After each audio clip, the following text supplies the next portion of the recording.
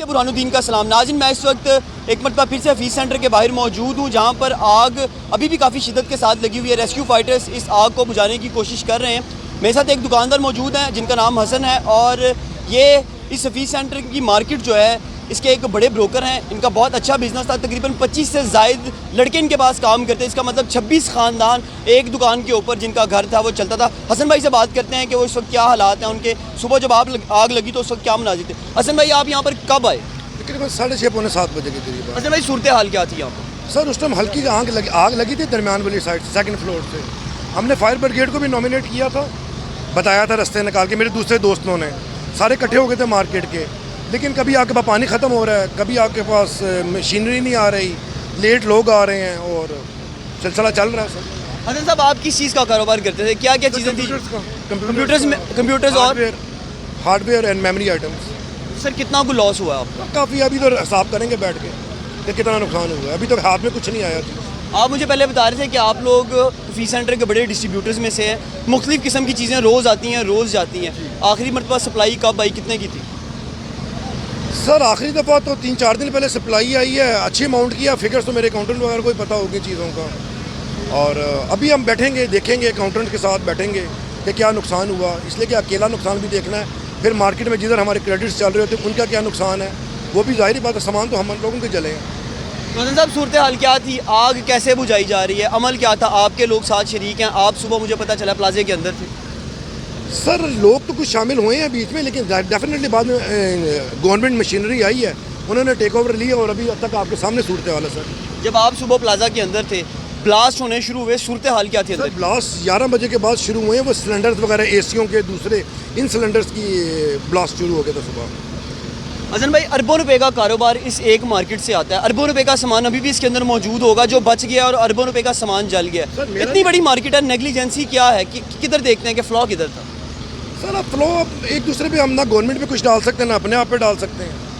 अब ये कुदरती आफत है, अब आ गई, अब क्या इस पर किया जा सकता है? ब्लेमबाजी क्या फ़ायदा किसी पे ब्लेम? मैं गवर्नमेंट पे डालूँ, प्लाजे पे डालें, हम पे डालें, कुदरती एक चीज़ आ गई, अब चुप करके बर्दाश्त कर रहे हैं इसको।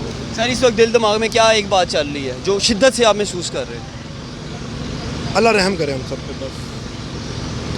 अल्लाह ताला खैर करेंगे। नाज़रीन, हसन साहब की गुफ्तगू आपने सुनी है। ये हफीज़ सेंटर के एक बड़े मशहूर कारोबारी शख्सियत हैं, और मैंने जैसा कि पहले भी बताया 25 के करीब वर्कर्स इनकी शॉप के ऊपर मौजूद थे। इसका मतलब 26 ख़ानदान एक दुकान के ऊपर जिनका घर है वो चलता था।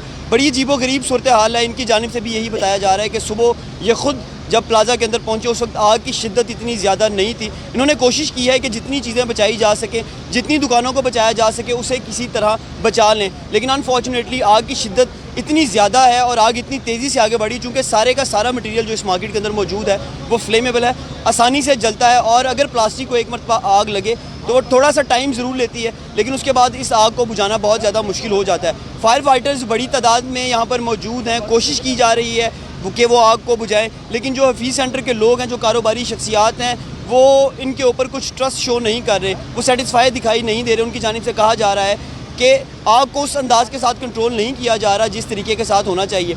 देखते ही देखते चंद घंटों के अंदर ये पूरा प्लाजा जो है वो आग की लपेट में आता दिखाई दे रहा है। सेकंड फ्लोर से आग स्टार्ट होती है, उसके बाद नीचे वाले फ्लोर पे आती है, और बताया ये जा रहा है कि अब जो इसके पिछले हिस्से हैं हफीज़ सेंटर के, वहाँ तक भी आग पहुँच चुकी है। बहुत बड़ी तादाद में वर्कर्स और मालकान इस वक्त यहाँ पर आकर बैठे हुए हैं, और वो सिर्फ यही दुआएं मांग रहे हैं कि किसी तरीके के साथ ये जो आग है वो बुझे। थोड़ी देर पहले हमारी कुछ ऐसे लोगों के साथ भी बात हुई है जिनकी दुकानें बेसमेंट और ग्राउंड फ्लोर पर मौजूद हैं। उनकी जानिब से भी बड़ी तशवीश का इजहार किया जा रहा है कि उनकी दुकानों तक आग अभी तक तो नहीं पहुंची, लेकिन जो पानी लगाया जा रहा है, जो पानी डाला जा रहा है प्लाजे के ऊपर आग को कंट्रोल करने के लिए, वो सारा पानी ग्राउंड फ्लोर और बेसमेंट की दुकानों के अंदर भरना शुरू हो गया है, और जिसकी वजह से जो उनका सामान है वो भी ख़राब हो रहा है। हम लोग भी दुआ करें, आप लोग भी दुआ करिए कि ये आग जल्द अज जल्द थम सके। लेकिन ये हुकूमत वक्त के लिए एक बहुत बड़ा सवालिया निशान है कि माजी के अंदर ऐसी इमारतें क्यों बनने दी गई जहाँ के अंदर फायर सिस्टम मौजूद नहीं है, स्प्रिंकलर्स मौजूद नहीं है, आग को कंट्रोल करने का कोई निज़ाम मौजूद नहीं है, बाकायदा जो एग्ज़िट्स हैं ऐसी सूरत हाल के अंदर वो मौजूद नहीं है।